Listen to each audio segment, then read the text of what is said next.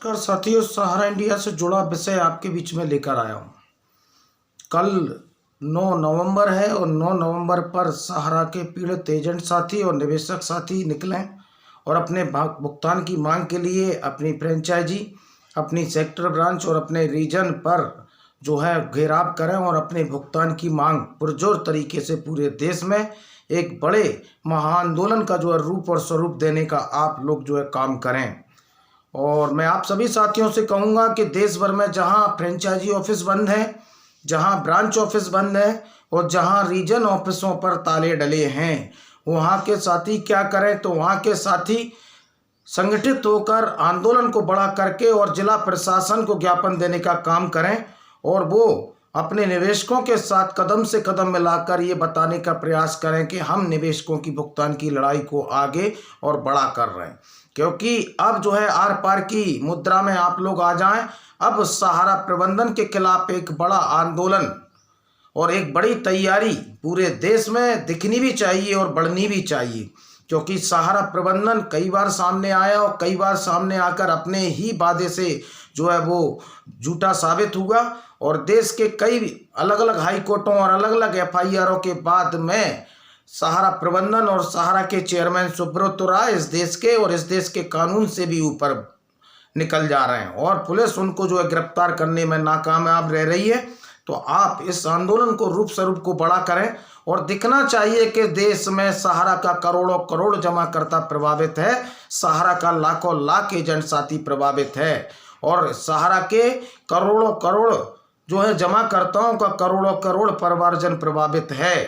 तो आप सहारा के खिलाफ अहिंसक रूप से पूरे देश में प्रदर्शनों को तेज करिए और साथ में ये भी बताने का प्रयास करिए कि आपका जहाँ भी घेराव है, जहाँ भी प्रदर्शन है, वहाँ सरकार को भी जो है घेरने का काम करें। सरकार भी इनको जो है मूक समर्थन और मूक संरक्षण देने का काम कर रही है।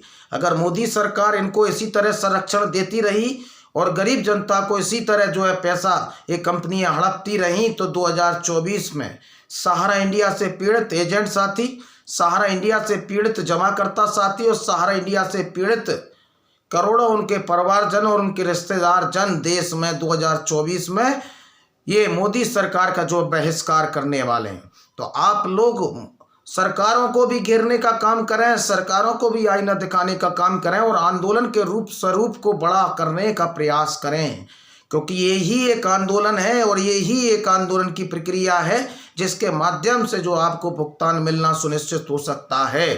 क्योंकि सरकारों को जब ये लगने लगता है कि जनता हमको जो है वोट नहीं देगी, अब जनता हमारे जो है खिलाफ खड़ी हो गई है और सरकारें जब संज्ञान लेती हैं, जब उनको हारने का डर सताने लगता है, तो आप आइए सड़कों पर, अपने भुगतान के लिए आइए और शासन प्रशासन और सहारा प्रबंधन और राज्यों की सरकारें और मोदी सरकार को आईना बताने का काम करें और इनके खिलाफ में मुखर होकर अपनी आवाज़ को जो है आगे बढ़ाने का काम करें।